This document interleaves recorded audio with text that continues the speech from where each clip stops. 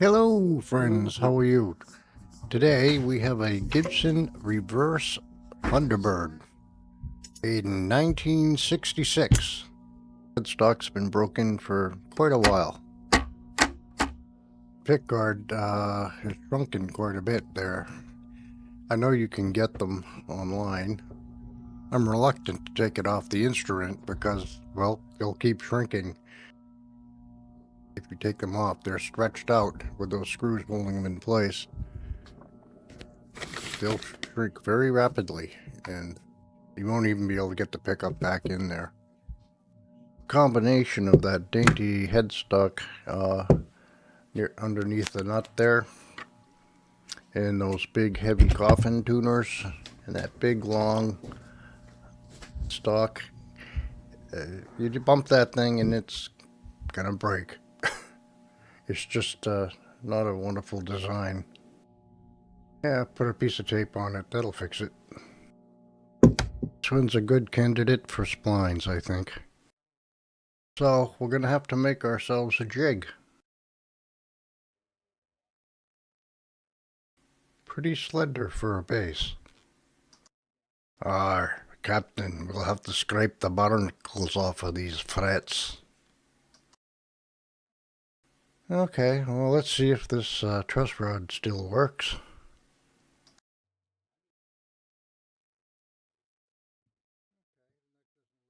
Okay, well the neck doesn't look too terrible. It does have a little bit of a back bow around the 4th fret. And a little ski jump on the end there.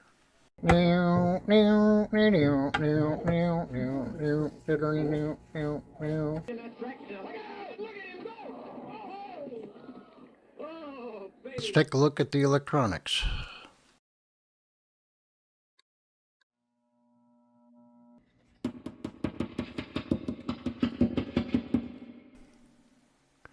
Yeah, the serial number says 006835. That would put it around 1966, I do believe. Not a sponsor, but this is the good stuff, Deoxit.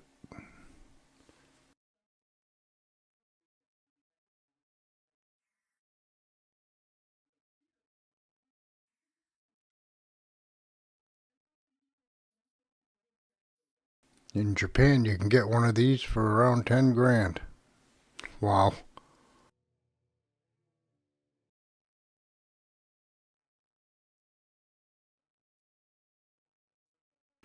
Okay, well, let's get this thing stripped down here.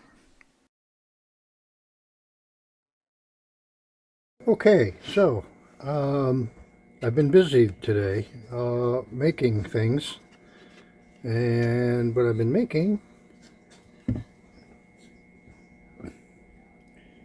is a jig to route for splines. I looked at a bunch of things on the web and go, I need something better than what I got. So I looked at a bunch of things. This one's roughly based off of Tuford's design, and this is hinged here. And where's my router base here? I haven't routed out the middle yet. It's plexiglass. Basically, I made a custom plexiglass thing, and it's offset off to one side. So you're out one side, then you flip it around,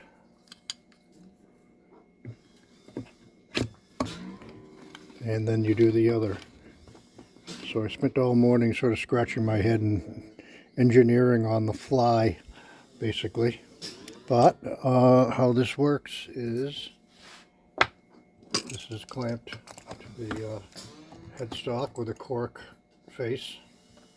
There, you want to make sure that your center line is lined up. Don't need much, just a little bit just to hold it in place. Very stable. These hinges up here are basically, they're very tight and stable. So really zero movement. It's got more travel than I need.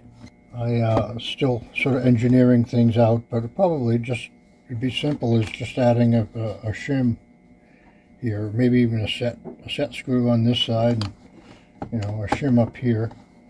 Do that side, flip it around, do the other, and it'll be about a half an inch in between them. Here we go. So as you can see, I haven't routed the wood yet, but I'm just routing the openings on the plexiglass platform there. Do that first.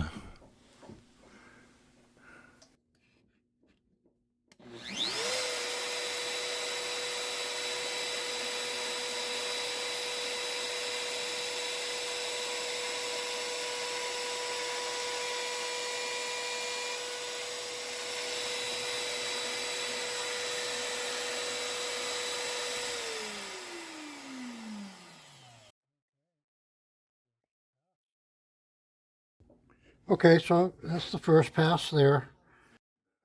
I'm going to do them in tandem, so first pass, and turn around and do a first pass on the other side.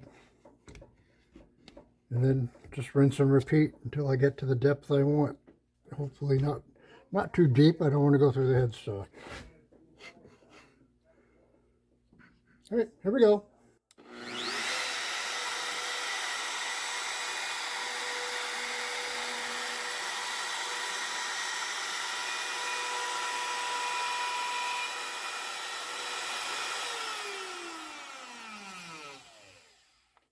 It's like a fish.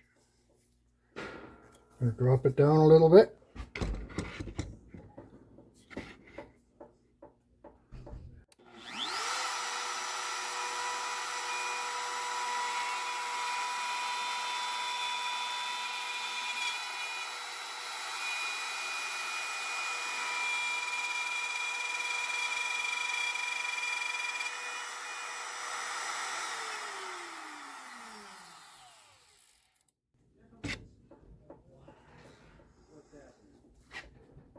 Okay.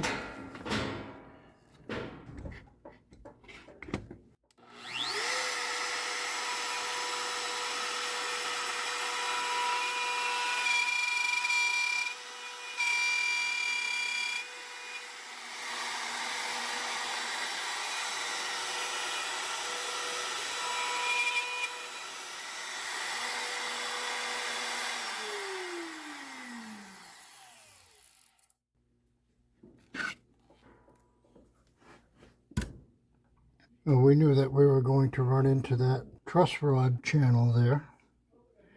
We haven't hit the truss rod. That's good. I think that's probably it. All right, let's see how we did.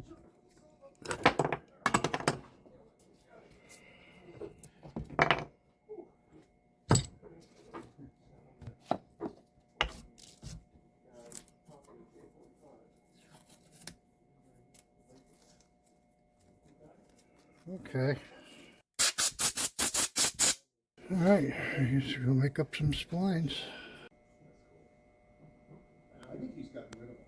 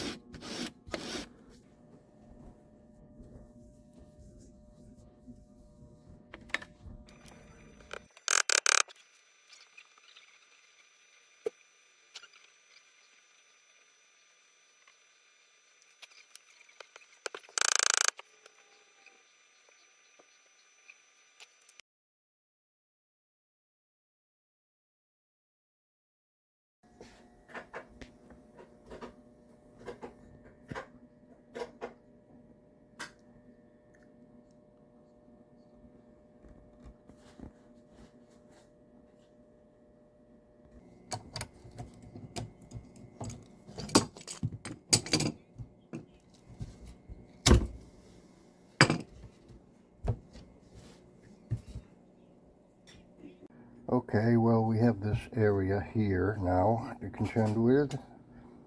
I thought about putting some sort of wooden splice in there, routing it, but I don't think it'll give us any structural advantage in doing that. I'm going to fill it with dyed epoxy.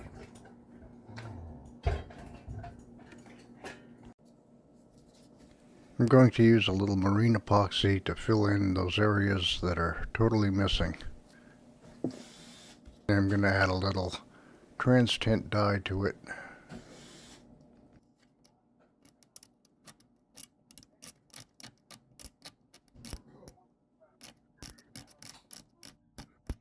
Get back to fresh wood there, get the wood glue off of the surface. I want the epoxy to be doing its job here instead.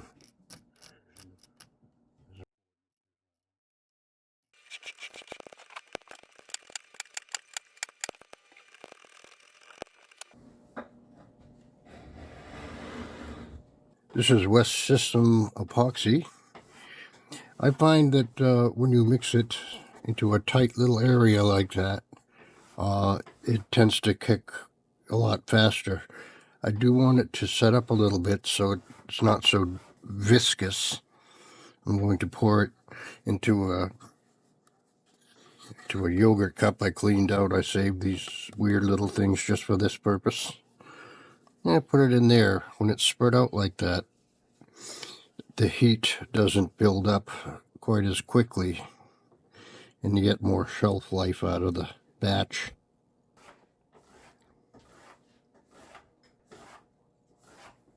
So the first batch is pretty runny. I want it that way so it penetrates nicely. I poked it in with a guitar string and made sure I see a bubble there, though.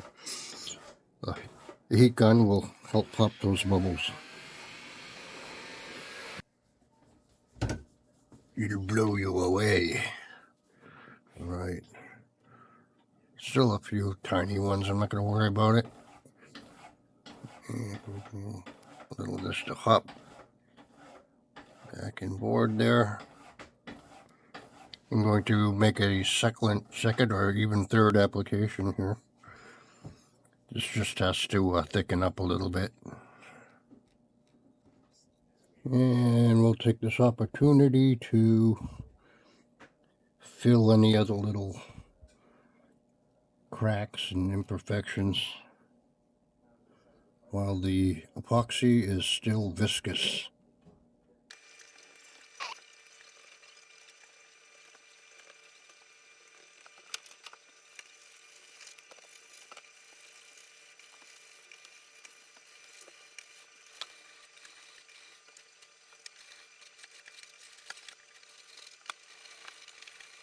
Okay, it's been about 20 minutes.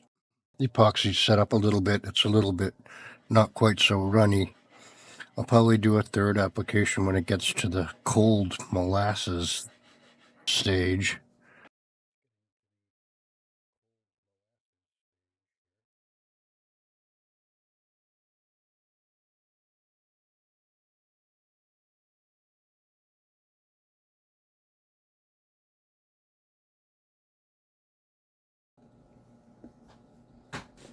I'll just carve away the excess with a violin knife.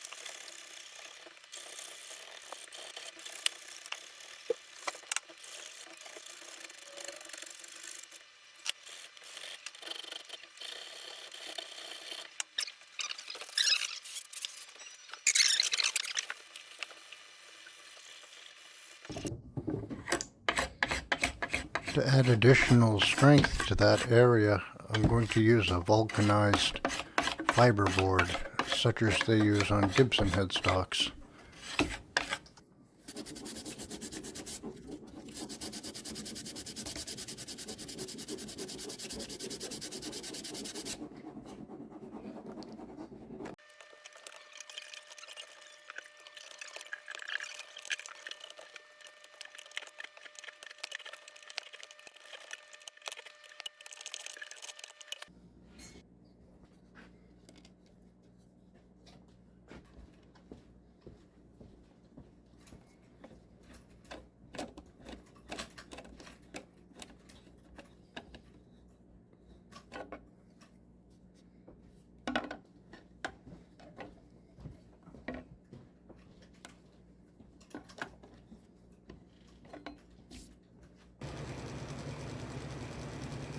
I think splines are ugly as hell.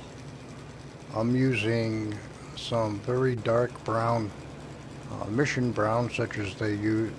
You see it a lot on Gibsons. It's a very, very dark brown, almost black. That should cover up those ugly splines. I'll seal it all in with some clear nitro a little later on. This first color coat will help me detect spots that I may have missed when I sanded it.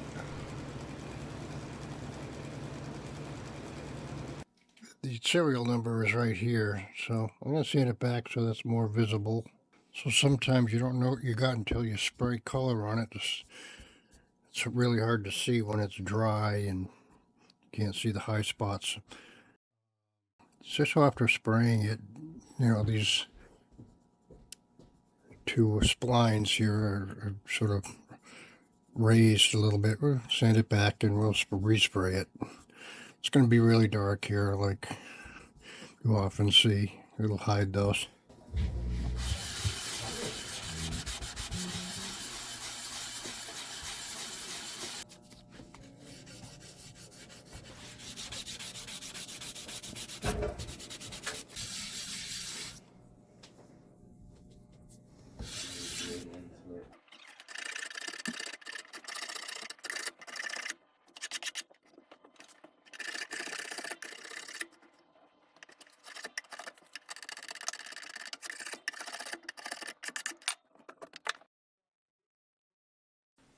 So this is my last piece of vulcanized laminate, the stuff they use on Gibsons.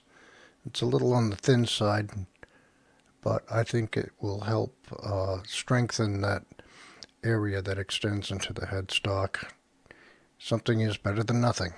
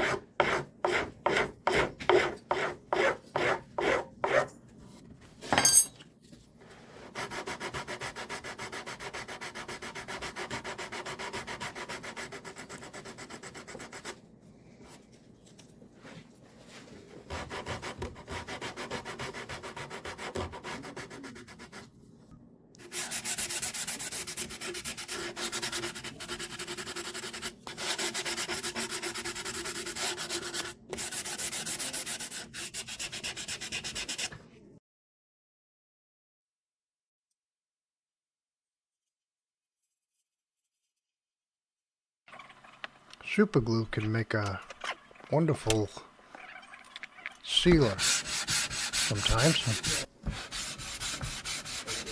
For little jobs like that.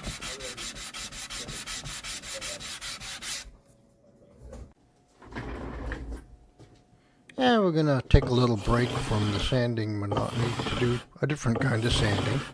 Okay, just do a little fret level here and get that out of the way before we move on.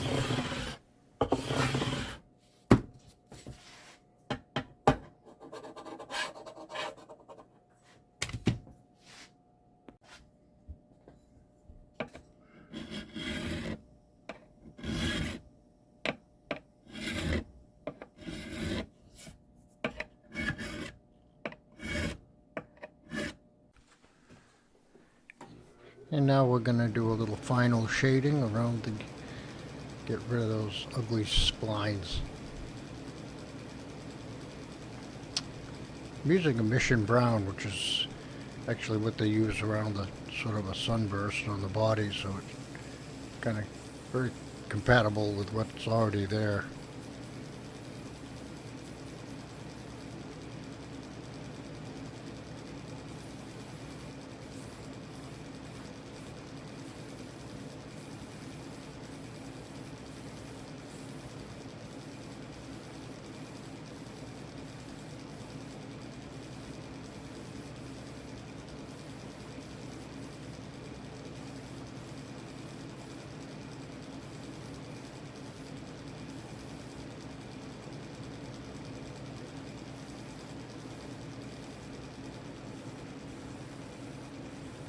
And now I'm going to seal it in with some nice wet coats of nitro clear and let it sit over the weekend.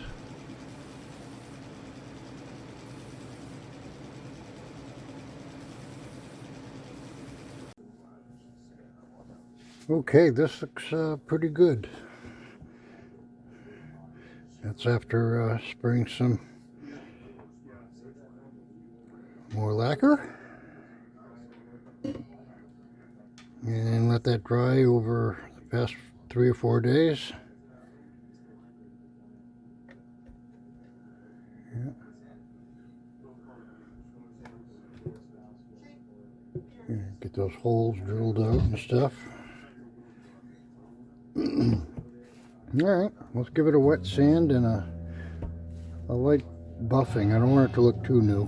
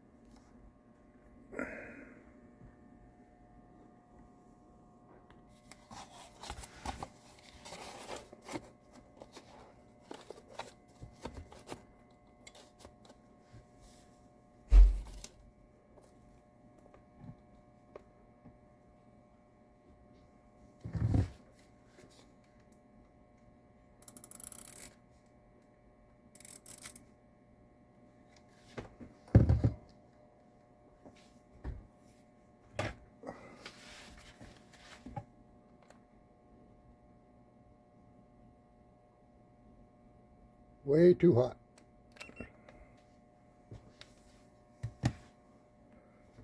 Let that cool down a bit. I'll see you in a minute.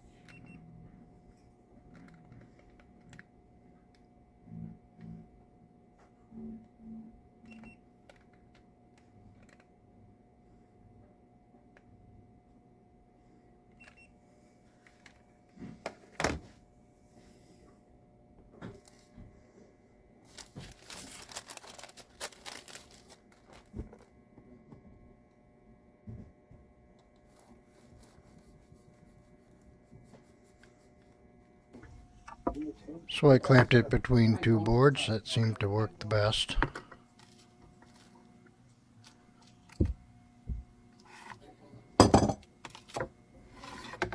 Yeah, it looks a lot better. Alright, well, let's get this thing put back together and nice and shiny and ready to go home.